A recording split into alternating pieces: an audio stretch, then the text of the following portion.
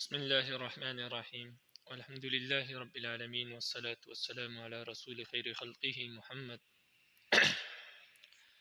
وعلى آله وصحبه أجمعين. سبحانك لا علم لنا إلا ما علمتنا إنك أنت العليم الحكيم. ربي زدني علما ربي زدني علما ربي زدني علما ربي اشرح لي صدري ويسر لي أمري واحلل عقدة من لساني يفقه قولي. الفصل الثاني باب الأغذية والشهادات کا فصل ثانی ہے. عن عمرو بن شعیب عن نبیہ عن جدہ، عمر بن العاص رضی اللہ تعالی عنہ سے روایت ہے، ان النبی صلی اللہ علیہ وسلم قال، نبی علیہ السلام نے فرمایا، البینۃ علی المدعی والیمین علی المدعی علیہ. نبی علیہ السلام نے فرمایا کہ گواہ پیش کرنا مدعی کے ذمے ہے، جو دعویٰ دار ہے، جو دعویٰ کرتا ہے اس کے ذمے گواہ پیش کرنا ہے، اور جس پر دعویٰ کیا گیا ہے وہ قسم کھائے گا. اگر مدعی نے گواہ پیش نہیں کیے، اس کے پاس گواہ موجود نہیں ہے، تو پھر مدعی علیہ جو ہے وہ قسم کھائے گا اور وہ بری ہو جائے گا. رواه الترمذی. وعن ام سلمۃ عن النبی صلی اللہ علیہ وسلم فی رجل اختصم الیہ فی مواریث لم تکن لہما بینۃ الا دعواہما. حضرت ام سلمہ رضی اللہ تعالی عنہ سے روایت ہے، وہ نبی علیہ السلام سے روایت کرتی ہے کہ نبی علیہ السلام کے پاس نبی علیہ السلام سے دو آدمیوں کے بارے میں نقل کرتے ہیں جو اپنا میراث کا ایک معاملہ لے کر آپ صلی اللہ علیہ وسلم کی خدمت میں لے کر آئے، اور ان دونوں میں سے کسی کے پاس کوئی گواہ نہیں تھا بلکہ صرف دعویٰ ہی تھا. یعنی دو شخص نبی علیہ السلام کی خدمت میں حاضر ہوئے، میراث کے بارے میں ان کا کوئی جھگڑا تھا، لیکن گواہ کسی کے پاس نہیں تھے دونوں میں سے، بس صرف دعویٰ تھا ان دونوں کا جو وہ دعویٰ کر رہے تھے.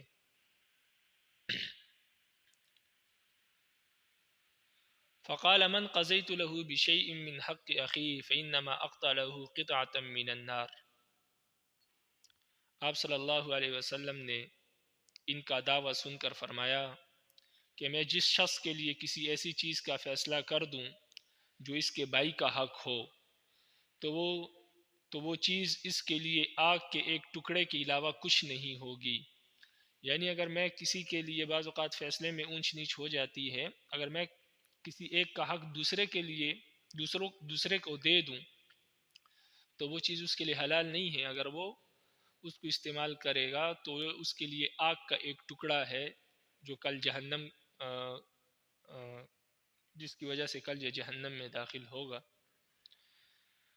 اور اس کے دخول جہنم کا سبب بنے گا وہ.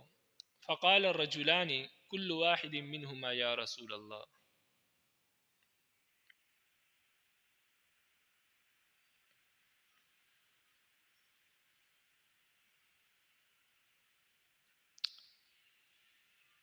تو وہ دونوں کہنے لگے، ان دونوں میں سے ہر ایک نے یہ سن کر عرض کیا کہ اللہ کے رسول، حقی ھذا لصاحبی، فرمایا میرا حق میرے ساتھی یعنی میرے مخالف کو دے دو، یعنی میرا بھی جو حق ہے آپ ان کو دے دو، مجھے نہیں چاہیے. ممکن ہے کہ اس کا کوئی حق میرے پاس آ جائے اور پھر کل یہ میرے جہنم میں داخل ہونے کا سبب بن جائے. تو فرمایا کہ میرا حق میرے ساتھی کو یعنی میرے مخالف کو دے دو. فقال لا ولكن اذهبا فاختصما وتوخيا الحق ثم استهما ثم ليحلل كل واحد منهما صاحبه. آپ صلی اللہ علیہ وسلم نے فرمایا کہ نہیں، ایسا نہیں، بلکہ تم دونوں جاؤ، اس چیز کو آدھ و آدھ تقسیم کر لو اور اپنا اپنا حق لے لو.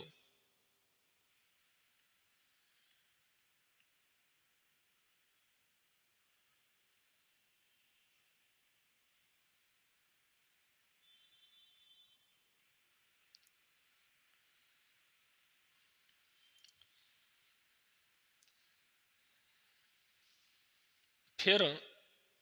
ان دونوں حصوں میں قرعہ ڈالو.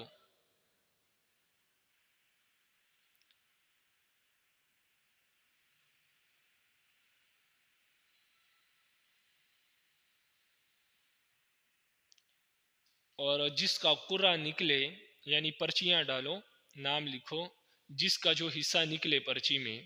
وہ اس کو دے دو۔ ثم ليحلل كل واحد منهما صاحبه، پھر چاہیے کہ تم میں سے ہر ایک شخص دوسرے کو اپنا حق معاف کر دے، یعنی ممکن ہے کہ دونوں میں سے ایک دوسرے کا حق ایک دوسرے کو پہنچ جائے کچھ، تو پھر آخر میں ایک دوسرے کو اپنا حق اگر پہنچا ہے تو وہ معاف کر دو۔ وفی روایت، اور ایک روایت میں ہے کہ نبی علیہ السلام نے فرمایا کہ انما اقضی بینکما برأیی فیما لم ینزل علی فیہ، نبی علیہ السلام نے فرمایا کہ میں تم دونوں کے درمیان اپنے رائے اور اپنے اجتہاد سے فیصلہ کر رہا ہوں، اس معاملے میں مجھ پر کوئی وحی نازل نہیں ہوئی۔ اور آگے پھر فرمایا کہ اگر میں ایک کا حق دوسرے کو دے دوں تو یہ اس کے لیے جہنم کے انگارے کا ایک ٹکڑا ہوگا، رواہ ابو داود۔ وعن جابر بن عبد الله أن رجلين تدايعا دابة فقام كل واحد منهما البينة أنها دابته، حضرت جابر بن عبداللہ رضی اللہ تعالی عنہ کہتے ہیں کہ دو آدمیوں نے دربار رسالت میں ایک جانور کے بارے میں دعویٰ کیا، اور ان دونوں میں سے ہر ایک نے اپنے اپنے گواہ پیش کیے کہ یہ جانور اس کا ہے۔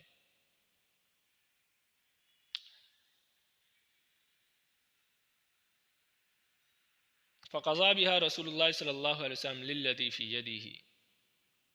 تو نبی علیہ السلام نے اس جانور کو اس شخص کا حق قرار دیا، یعنی وہ جانور اس شخص کو عطا کیا جس کے قبضے میں وہ پہلے سے تھا، اسی کو دے دیا، اس لیے کہ بظاہر اسی کا لگتا ہے کیونکہ اس کے قبضے میں ہے، تو دعویٰ اس کا ہے، دوسرا منکر ہے، منکر کے لیے قسم ہے، تو جس کے ہاتھ میں چیز ہے اگر وہ گواہ پیش کر دے تو وہ چیز اس کی ہے، دوسرا مخالف پر گواہ پیش کرنا ضروری ہی نہیں، جب اس کے پاس گواہ نہیں ہوں گے تب وہ قسم کھائے گا۔ رواہ فی شرح سنہ۔ وعن ابی موسیٰ الاشعری ان رجلین ادعیا بعیرا علی عہد رسول اللہ صلی اللہ علیہ وسلم فبعث كل واحد منهما شاهدين فقسمه النبي صلی اللہ علیہ وسلم بینهما نصفین۔ ابو موسیٰ اشعری رضی اللہ تعالیٰ عنہ کہتے ہیں کہ رسول اللہ صلی اللہ علیہ وسلم کے زمانے میں دو آدمیوں نے ایک اونٹ کے بارے میں دعویٰ کیا، اور پھر ان دونوں میں سے ہر ایک نے دو گواہ پیش کیے، چنانچہ رسول اللہ صلی اللہ علیہ وسلم نے اس کو ان دونوں کے درمیان آدھ و آدھ تقسیم کر دیا، یعنی اونٹ آدھا آدھا دونوں کو دے دیا۔ رواہ ابو داود وفی روایت له وللنسائی وابن ماجہ ان رجلین ادعیا بعیرا لیست لواحد منہما بینا فجعل له النبی صلی اللہ علیہ وسلم بینہما۔ ابن ماجہ اور نسائی کی روایت میں ہے کہ دو آدمیوں نے اونٹ کا دعویٰ کیا اور کسی کے پاس گواہ نہیں تھا، تو نبی علیہ السلام نے ان دونوں کے درمیان آدھ و آدھ تقسیم کر دیا۔ یہ نبی علیہ السلام نے اجتہاد کی بنیاد پر فیصلے کیے ہیں، تو جس وقت جو مناسب لگا اس کے مطابق فیصلہ کر دیا۔ وَنَبِي هُرَيْرَةَ أَنَّ رَجُلَيْنِ اخْتَصَمَا فِي دَابَّةٍ وَلَيْسَ لَهُمَا بَيِّنَةٌ، ابو ہریرہ رضی اللہ تعالیٰ عنہ سے روایت ہے کہ دو آدمیوں نے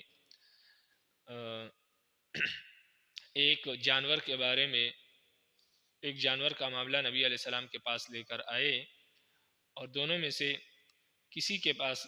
گواہ نہیں تھا، تو فقال نبی صلی اللہ علیہ وسلم استہما علی الیمین، تو نبی علیہ السلام نے دونوں کے درمیان قرعہ ڈالی کہ دونوں میں سے کون قسم کھائے گا، تو جس کا قرعہ نکلے وہ قسم کھائے،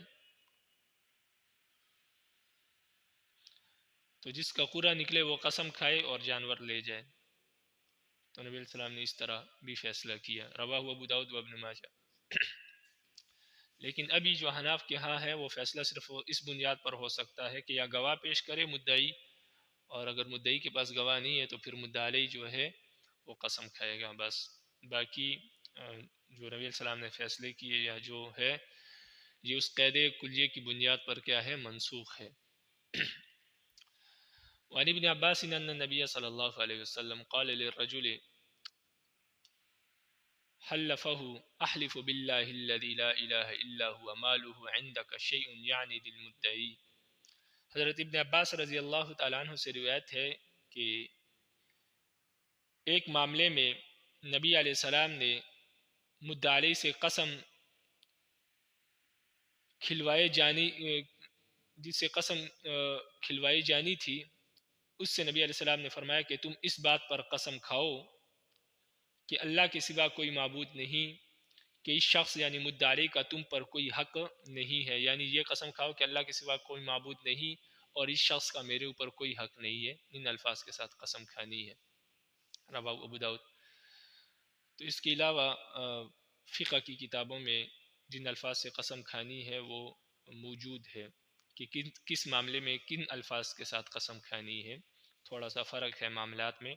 تو اسی اعتبار سے قسم کھائے گا مدعا علیہ، وہ فقہ کی کتابوں میں ساری تفصیل موجود ہے۔ وعن الاشعث بن قیس قال كان بيني وبين رجل من اليهود ارضا فجحدني فقدمته الى النبي صلى الله عليه وسلم فقال لك بينا، قلت لا، قال لليهود احلف، قلت يا رسول الله اذن يحلف ويذهب بمالي، فانزل الله تعالى ان الذين يشترون بعهد الله وايمانهم ثمنا قليلا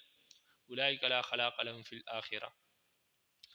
حضرت اشعث بن قیس سے روایت ہے کہ انہوں نے کہا کہ ایک زمین میرے اور ایک یہودی کے درمیان مشترک تھی، لیکن یہودی نے میرے حصے سے انکار کر دیا، چنانچہ میں اس کو نبی علیہ السلام کی خدمت میں لے گیا اور اپنا معاملہ پیش کیا۔ نبی علیہ السلام نے فرمایا کہ کیا تمہارے پاس کوئی گواہ ہے؟ میں نے عرض کیا کہ نہیں۔ نبی علیہ السلام نے یہودی سے فرمایا کہ تم قسم کھاؤ۔ میں نے یہ سن کر عرض کیا کہ اللہ کے رسول، یہ اس وقت قسم کھا لے گا اور میرا مال ہڑپ لے گا۔ چنانچہ اللہ تعالیٰ نے اس معاملے کے بارے میں یہ آیت نازل فرمائی، ان الذین یشترون بعہد اللہ وایمانہم ثمنا قلیلا، یقیناً جو لوگ معاوضہ حقیر معاوضہ لیتے ہیں اس کے مقابلے میں جو اللہ تعالیٰ نے ان سے وعدہ کیا ہے، اور اپنی قسموں اور جھوٹی قسمیں کھاتے ہیں، اپنی قسموں سے تھوڑا سا مال لیتے ہیں، یعنی جھوٹی قسم کھا کر دنیا کا تھوڑا سا مال ہڑپتے ہیں، اولئک لا خلاق لهم فی الاخرہ، یہ وہ لوگ ہیں جن کا آخرت میں کوئی حصہ نہیں ہے، رواه ابو داود و ابن ماجہ۔ وعنه ان رجلا من كندا ورجلا من حضرموت اختصما الى رسول الله صلى الله عليه وسلم في ارض من اليمن، فقال الحضرمي يا رسول الله ان ارضي اختصبنيها ابو هذا وهي في يده، قال هل لك بينة؟ قال لا، ولكن احلفه والله ما يعلم انها ارضي اختصبنيها ابوه، فتهيأ الكندي لليمين، فقال رسول الله صلى الله عليه وسلم لا يقطع احد مالا بیمین الا لقی اللہ وهو عزم، فقال الکندی ہی ارضه۔ یہ واقعہ پہلے بھی گزر چکا پہلی فصل میں، اب یہاں دوبارہ اس کا تذکرہ ہے۔ اشعث بن قیس سے روایت ہے کہ قبیلہ کند کا ایک شخص اور حضر موت کا ایک شخص دونوں یمن کی ایک زمین کے بارے میں اپنا ایک معاملہ لے کر رسول اللہ صلی اللہ علیہ وسلم کی خدمت میں حاضر ہوئے۔ حضرمی نے عرض کیا کہ اللہ کے رسول، اس شخص کے باپ نے میری زمین مجھ سے چھین لی تھی اور اب وہ اس کے قبضے میں ہے۔ تو نبی علیہ السلام نے حضرمی سے فرمایا کہ کیا تمہارے پاس کوئی گواہ ہے؟ اس نے عرض کیا کہ نہیں، لیکن میں اس سے اللہ کی قسم کھلوا کر یہ قرار کراؤں گا کہ وہ نہیں جانتا کہ وہ زمین میری ہے، یعنی وہ قسم کھائے، میرے پاس گواہ نہیں ہے لیکن وہ قسم کھائے کہ زمین میری نہیں ہے۔ تو وہ کندی شخص قسم کھانے کے لیے تیار ہو گیا۔ جب وہ تیار ہوا تو رسول اللہ صلی اللہ علیہ وسلم نے فرمایا کہ جو بھی شخص جھوٹی قسم کھا کر کسی کا مال ہڑپ کرے گا وہ اللہ تعالیٰ سے اس حال میں ملے گا کہ اس کا ہاتھ کٹا ہوا ہوگا۔ کندی نے یہ سن کر کہا کہ میں اقرار کرتا ہوں کہ وہ زمین اسی شخص کی ہے، میری نہیں ہے، رواہ ابو داود۔ وعن عبداللہ بن انیس قال، عبداللہ بن انیس سے روایت ہے، فرماتے ہیں قال رسول اللہ صلی اللہ علیہ وسلم، رسول اللہ صلی اللہ علیہ وسلم نے فرمایا ان من اکبر الکبائر الشرک باللہ، کبیرہ گناہوں میں سے سب سے بڑا گناہ اللہ کے ساتھ کسی کو شریک ٹھہرانا ہے، وہ حقوق الوالدین، والدین کی نافرمانی کرنا ہے، والیمین الغموس، اور جھوٹی قسمیں کھانی ہے، وما حلف حالف باللہ یمین صبر فادخل فيها مثل جناح بعوزة إلا جعلت نكتة في قلبه إلى يوم القيامة۔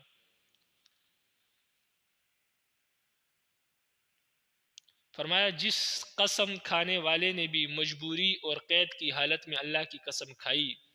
اور اس قسم میں مچھر کے بازو کے برابر یعنی تھوڑا سا بھی جھوٹ شامل کیا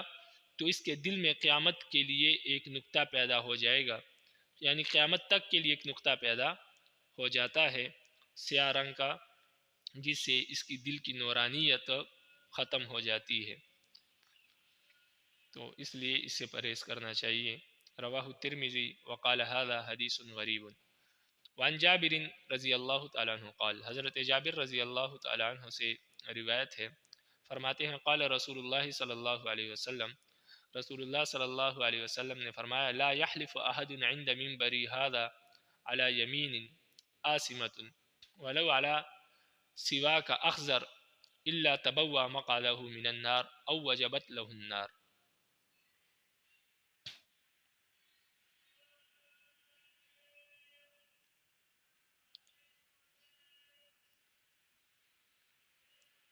نبی علیہ السلام نے فرمایا کہ کوئی بھی شخص میرے اس منبر کے پاس قسم نہ کھائے گناہ کی،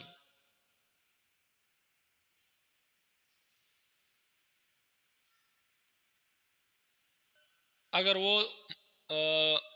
قسم مسواک، سبز مسواک حاصل کرنے کے لیے یعنی حقیر سا مال حاصل کرنے کے لیے بھی اگر قسم کھائی تو ایسا شخص اپنا ٹھکانہ جہنم بنا لے گا، یا اس شخص پر جہنم واجب ہو جائے گی، یعنی تھوڑا سا مال لینے کے لیے اگر جھوٹی قسم کھائی تو اس کا ٹھکانہ جہنم ہوگا۔ باقی عند منبری ھذا ویسے فرمایا قید کے طور پر کہ ویسے بھی قسم کھانا جو قسم کھائے گا اس کی یہ سزا ہے، لیکن خاص طور پر میرے اس منبر کے پاس جو کہ جنت کا ایک ٹکڑا ہے جس کے بارے میں نبی علیہ السلام نے فرمایا روضۃ من ریاض الجنہ کہ یہ حصہ جنت سے آیا ہے، تو یہاں پر تو خصوصاً قسم نہیں کھانی چاہیے جھوٹی۔ رواہ مالک و ابو داود و ابن ماجہ۔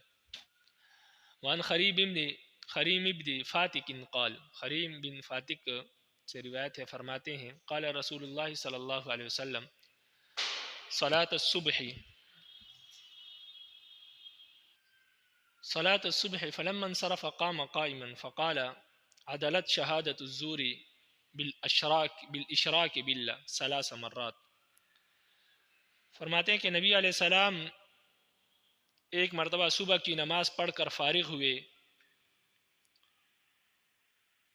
تو کھڑے ہو کر فرمانے لگے کہ جھوٹی گواہی دینا یہ اللہ کے ساتھ کسی کو شریک کرنے کے برابر کا گناہ ہے۔ 3 مرات 3 مرتبہ یہ فرمایا، یعنی جھوٹی قسمیں کھانا اتنا بڑا گناہ ہے جیسے کہ اللہ کے ساتھ کسی کو شریک ٹھہرایا جائے۔ ثم قرأ، پھر یہ آیت پڑھی دلیل کے طور پر فاجتنبوا الرجس من الاوثان واجتنبوا قول الزور حنفاء للہ غیر مشرکین به۔ فاجتنبوا الرجس، گندگی سے بچو، یعنی بتوں کی پرستش سے بچو اور جھوٹ بولنے سے اجتناب کرو، کیونکہ تم باطل سے حق رجوع کرنے والے نہ ہوں گے کہ اللہ کے ساتھ شریک کرنے والے ہو۔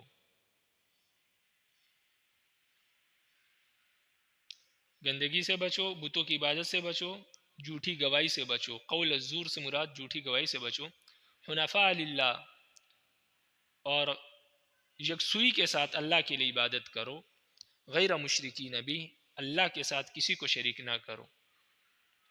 تو اس آیت میں دونوں جمع کیے ہیں، یعنی یہ دونوں گویا کے برابر کے گناہ ہے۔ رواہ ابو داود و ابن ماجہ و رواہ احمد و ترمذی عن ایمن بن خریف الا ابن ماجہ لم یذکر القراءہ۔ ترمذی نے ایمن بن خریم سے روایت کیا ہے، یعنی خریم کے بیٹے سے، اور ابن ماجہ نے یہ حدیث روایت کی ہے لیکن اس آیت کا ذکر نہیں فرمایا۔ وعن عائشہ رضی اللہ تعالی عنہا قالت قال رسول اللہ صلی اللہ علیہ وسلم لا تجوز شہادت خائن ولا خائنة ولا مجلود حد ولا ذی غمر على اخیہ ولا زنین فی ولاء۔ حضرت عائشہ رضی اللہ تعالی عنہ نے فرماتی ہے کہ حضرت عائشہ رضی اللہ عنہ فرماتی ہے کہ نبی علیہ السلام نے فرمایا ان لوگوں کی گواہی جائز اور معتبر نہیں۔ نمبر 1، خیانت کرنے والا مرد اور خیانت کرنے والی عورت، ان کی گواہی قبول نہیں۔ ولا مجلود حد، اور جس شخص پر تہمت کی حد جاری کی گئی ہو، یعنی جس کو حد قذف لگی ہو، کسی عورت پر تہمت لگائی یا کسی دوسرے شخص پر تہمت لگائی اور وہ ثابت نہ کر سکا پھر، اور اس کے بدلے میں اس کو کوڑے لگائے گئے، تو اس کو حد قذف کہتے ہیں کہ اس کو حد قذف لگی ہے، تو ایسا شخص جو ہے اس کی بھی گواہی قبول نہیں ہے۔ ولا ذی غمر علی اخیہ، اور نمبر 3، دشمن جو اپنے مسلمان بھائی کے خلاف ہو، یعنی جو غدار ہے، اس کی بھی گواہی قبول نہیں۔ ولا زنین فی ولاء، اور وہ شخص جو ولا کے بارے میں محتم ہو، یعنی اس کے ذمے کسی کی کفالت تھی، یتیم کی، یا یہ کسی اور چیز کی ذمہ داری تھی اس پر، اور وہ اس نے صحیح طور پر ادا نہیں کی، اس کا مال کھایا یا اسی طرح حکومت نے اس کو کوئی ذمہ داری سونپی، وہاں پر اس نے جو ہے اس کو صحیح طرح نہیں نبھایا، بلکہ مال وغیرہ کو اس نے ہڑپ لیا، تو وہ تہمت اس پر لگی ہوئی ہے، تو ایسے شخص کی بھی گواہی قبول نہیں ہے جب تک اپنے آپ سے یہ تہمت دور نہ کر لے۔ ولا قرابت، اور وہ شخص جو قرابت کے بارے میں محتم ہو، یعنی جو اپنی رشتہ داری کے بارے میں محتم ہو کہ رشتہ داروں کے حقوق ادا نہیں کرتا اور رشتہ داروں کے ساتھ میل جول نہیں رکھتا، تو اس کی بھی گواہی قبول نہیں ہے۔ ولا القانع مع اہل البیت، اور نمبر 6، وہ شخص جو کسی ایک گھر پر قانع ہو۔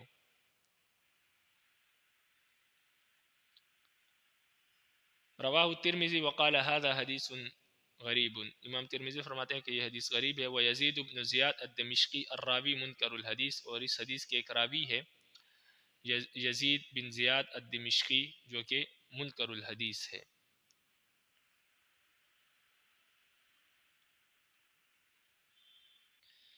اس حدیث میں جو قانے کا لفظ ہے، جو کسی ایک گھر کے ساتھ قانے ہو، اس سے مراد یہ ہے کہ جو کسی کے زیر سایہ ہو، جس کا نفقہ، جس کا خرچہ کسی دوسرے کے ذمے ہو، تو اس کی گواہی بھی قبول نہیں ہے۔ جیسے کہ خادم ہے، خادم کا خرچہ جو ہے اس کے مالک کے ذمے ہوتا ہے، اب خادم کی گواہی مالک کے حق میں قبول نہیں۔ اسی طرح بیوی ہے، اس کا خرچہ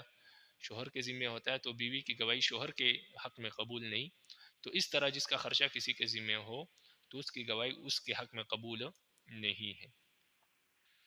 وعن عمرو بن شعیب عن ابیہ عن جدہ، عمر بن العاص رضی اللہ تعالی عنہ سے روایت ہے، عن النبی صلی اللہ علیہ وسلم، وہ نبی علیہ السلام سے روایت کرتے ہیں، قال، نبی علیہ السلام نے فرمایا، لا تجوز شہادت خائن ولا خائنہ، خیانت کرنے والے مرد اور خیانت کرنے والی عورت کی گواہی قبول نہیں۔ ولا زان ولا زانیہ، اور اسی طرح نہ زانی کی اور نہ زانیہ کی گواہی، ان کی گواہی بھی قبول نہیں ہے۔ ولا ذی غمر علی اخیہ، اور اسی طرح جو شخص اپنے مسلمان بھائی کے خلاف غداری کرے، یعنی دشمن کی مدد کرے، اس کی بھی گواہی قابل قبول نہیں ہے۔ ورد شہادت القانع لأہل بیت، اور اسی طرح جو شخص کسی ایک گھر پر قانع ہو، اس کی بھی گواہی رد کی جائے گی، یعنی اس کی بھی گواہی قبول نہیں ہے۔ قانے کی تفصیل ابھی تشریح میں نے ابھی بتائی ہے، جس کا خرچہ کسی کے ذمہ ہو اور یہ اس کے تابع ہو، اس کے حق میں اس کی گواہی قبول نہیں۔ ان کی گواہی اس لیے قبول نہیں ہے کہ یہ سارے کبیرہ گناہ میں مبتلا ہے، فاسق ہے، اور فاسق کی گواہی جو ہے قابل قبول نہیں ہے۔ ہاں اگر یہ لوگ سچی توبہ کر لے، اللہ کی طرف رجوع کر لے، تو پھر ان کی گواہی قبول ہے۔ لیکن اوپر والی جو حدیث گزری ہے جس میں محدود فی القذف کا ذکر ہے کہ جس کو قذف میں تہمت میں کوڑے لگائے گئے ہوں، اس کی گواہی قبول نہیں ہے، چاہے وہ توبہ کر لے تب بھی، اس لیے کہ قرآن مجید میں رب العالمین فرماتے ہیں وَلَا تَقْبَلُوا لَهُمْ شَهَادَةً أَبَدًا،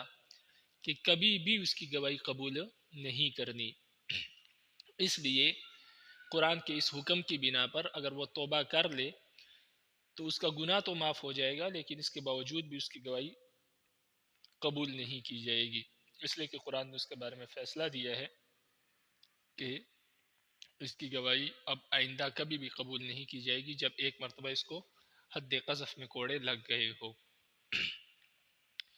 وعن ابی ہریرہ عن رسول اللہ صلی اللہ علیہ وسلم قال، ابو ہریرہ رضی اللہ تعالیٰ عنہ رسول اللہ صلی اللہ علیہ وسلم سے روایت کرتے ہیں، رسول اللہ صلی اللہ علیہ وسلم نے فرمایا لا تجوز شہادت بدوی علی صاحب قریہ، نبی علیہ السلام نے فرمایا بستی میں رہنے والے کے حق میں یا اس کے خلاف جنگل میں رہنے والے کی گواہی درست نہیں ہوگی، یعنی جو شخص بستی میں رہتا ہے اس کے خلاف یا اس کے حق میں اس شخص کی گواہی قبول نہیں جو جنگل میں رہتا ہے۔ رواہ ابو داود و ابن ماجہ۔ جنگل میں رہنے والے کی گواہی اس لیے قبول نہیں ہے کہ عام طور پر نہ تو وہ شریعت کے علم سے واقف ہوتا ہے اور نہ ہی گواہی دینے کی شرائط اور کیفیت سے وہ واقف ہوتا ہے، اسی طرح غفلت اور نسیان کا بھی اس پر غلبہ رہتا ہے، اسی لیے جنگل میں رہنے والے کی گواہی قبول نہیں ہے۔ ہاں اگر جنگل میں رہنے والا گواہی کی ذمہ داریوں کا احساس رکھتا ہے، شریعت کا اس کو علم ہے اور وہ اہل شہادت کے زمرے میں آتا ہے، یعنی فاسق فاجر نہیں ہے، تو پھر اس کی گواہی معتبر ہے۔ وعن عوف بن مالک، عوف بن مالک سے روایت ہے ان نبی صلی اللہ علیہ وسلم قضا بین الرجلین، کہ نبی علیہ السلام نے دو آدمیوں کے درمیان فیصلہ کیا، فقال المقضی علی، جس کے خلاف فیصلہ کیا گیا تھا، لما ادبر حسبی اللہ ونعم الوکیل، جس کے خلاف فیصلہ کیا گیا تھا جب وہ مجلس سے اٹھا تو اس نے کہا حسبی اللہ ونعم الوکیل، یعنی مجھے اللہ ہی کافی ہے اور وہ بہترین کارساز ہے۔ فقال النبی صلی اللہ علیہ وسلم، تو نبی علیہ السلام نے فرمایا ان اللہ تعالی یلوم علی العجز ولکن علیک بالکیس فاذا غلبک امر فقل حسبی اللہ ونعم الوکیل۔ نبی علیہ السلام نے فرمایا کہ اللہ تعالیٰ نادانی اور لاپرواہی پر ملامت کرتا ہے، تم کو چالاکی اور ہوشیاری ضروری ہے، اگر تم پر کوئی مصیبت آ پڑے تو حسبنا اللہ ونعم الوکیل کہو، یعنی تم نے اپنی لاپرواہی سے اور اپنی نادانی سے جو ہے آپ اس فیصلے میں پیچھے رہ گئے، اس لیے کہ اگر آپ کے پاس گواہ ہوتے یا آپ کے پاس صحیح دلائل ہوتے تو آپ کے حق میں فیصلہ ہوتا۔ تو اللہ تعالیٰ انسان کو نادانی پر اور لاپرواہی پر ملامت کرتا ہے، اس لیے تم ہوشیار رہا کرو، اور اس کے بعد ہوشیاری کے بعد بھی اگر تم پر کوئی مصیبت آئے جو تمہاری لاپرواہی کی وجہ سے نہیں بلکہ اللہ کی طرف سے آئی ہے تو پھر تم حسبنا اللہ ونعم الوکیل کہو۔ رواہ ابو داود۔ وعن بہزم بن حکیم عن نبیہ عن جدیہ، بہزم بن حکیم اپنے والد سے اور وہ اپنے دادا سے نقل کرتے ہیں ان نبی صلی اللہ علیہ وسلم حبس رجلا فی تہمہ، نبی علیہ السلام نے ایک شخص کو تہمت کی بنا پر قید کر دیا تھا۔ مطلب یہ ہے کہ کسی شخص نے اس پر اپنے دیے ہوئے قرض کا دعویٰ کیا تھا، اس پر کسی گناہ کے الزام نہیں تھا، چنانچہ نبی علیہ السلام نے اس کو حوالات میں رکھا تاکہ اس دوران میں گواہوں کے ذریعے مدعی کے دعوے کا صحیح ہونا معلوم ہو جائے، لیکن مدعی اپنے دعوے کے ثبوت میں گواہ پیش کرنے سے عاجز رہا، تو نبی علیہ السلام نے اس شخص کو الزام سے بری قرار دیا اور اس طرح اس کو آزاد کر دیا، کیونکہ یہ بگوڑا تھا تو اس لیے اس کو